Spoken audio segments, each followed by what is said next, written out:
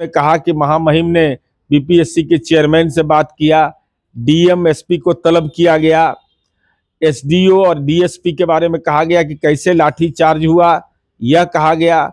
साथ ही साथ बीपीएससी के चेयरमैन को बुलाया गया है, यह भी कहा कि माननीय मुख्यमंत्री जी से उन्होंने बात करने की बात कही है। 17वीं बिहार बीपीएससी की परीक्षा 911 केंद्रों पर कोई गड़बड़ी की शिकायत नहीं, न एसपी का रिपोर्ट, न डीएम का रिपोर्ट, न विजिलेंस का रिपोर्ट, न अभ्यर्थियों को कोई परेशानी। एक परीक्षा केंद्र पर शिकायत आई, वह भी क्वेश्चन पेपर लीक होने का नहीं, वहां अव्यवस्था का। तुरंत संज्ञान में लिया गया, रद्द किया गया। रद्द करने में पुनर्परीक्षा भी आयोजित कर दी गई। इस बीच में अभ्यर्थियों की भावना के साथ खिलवाड़ करने का राजनीतिक ठेका ले लिया गया। राजनीतिक ठेकेदार बन गए सब।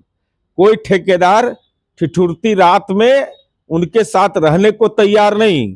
कोई 10 मिनट, कोई 20 मिनट, कोई आधे घंटे के लिए वहां पर गए और छात्रों की भावनाओं को भड़काया। और ऐसी स्थिति में अब तक कोई भी साक्ष्य उपलब्ध नहीं कराया गया है। यह गंभीर मामला है कि राजनीतिक दल भी जो अपना पत्र व्यवहार किए हैं, एक भी एविडेंस नहीं, न माननीय मुख्यमंत्री जी को प्रेषित पत्र में, न आर्थिक अपराध इकाई को, न बीपीएससी को। संवाद के लिए चीफ सेक्रेटरी, जो मीडिया में आया कि चीफ सेक्रेटरी इस बात की तस्दीक के प्रशासन करता रहा कि 5 बच्चे चल करके मिलिए, लेकिन मिलना भी मंजूर नहीं किया। तो स्वाभाविक रूप से ये प्रशांत किशोर जी ने जो भूमिका कल अदा किया, भगेड़ू वाला, भाग गए रणछोड़ प्रशांत किशोर, और छात्रों की भावना के साथ और इसको याचक बना दिया, और खुद भी अपमानित हुए। और बच्चों को भी कल उनकी टीम के द्वारा अब जिन शब्दों का इस्तेमाल सामान्य जीवन में नहीं करना चाहिए, वैसे शब्दों का इस्तेमाल कर रहे हैं।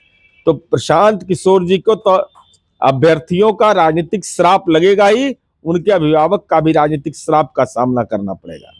नहीं, माननीय पप्पू यादव जी, मुझे ऐसा लगता है उनके पूरे बयान से कि वह पहले से टाइम लिए हुए थे पूर्णिया में हाईकोर्ट के बेंच के लिए, लेकिन लगे हाथ अभ्यर्थी की बात भी उठा दिया।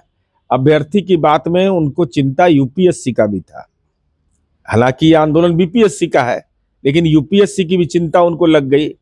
और महामहिम के द्वारा कहे गए कथन, जो महामहिम के पीआरओ का दायित्व है कि महामहिम से कौन मिला, क्या उन्होंने मंतव्य दिया, ये मंतव्य देने का अधिकार उनका है, लेकिन उसका भी उन्होंने जिम्मा ले लिया।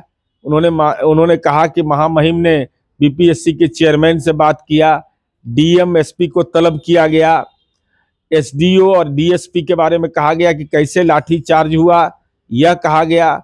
साथ ही साथ बीपीएससी के चेयरमैन को बुलाया गया है, यह भी कहा कि माननीय मुख्यमंत्री जी से उन्होंने बात करने की बात कही है। तो महामहिम के द्वारा कहे गए कथन क्या सही है मैं नहीं जानता, लेकिन इसका भी जिम्मेवारी माननीय पप्पू यादव जी ने एक नई जिम्मेवारी ले ली। यह एक नए दौर में नई जिम्मेवारी।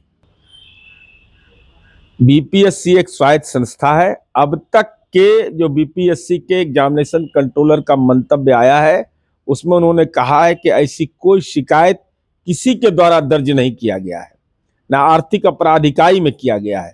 तो स्वाभाविक रूप से जब ये शिकायत ही नहीं दर्ज किया गया अनियमितता का, 911 केंद्रों पर कोई शिकायत नहीं पाई गई है, तो अब तक बीपीएससी यह कह रहा है कि हम कोई री एग्जाम नहीं करेंगे।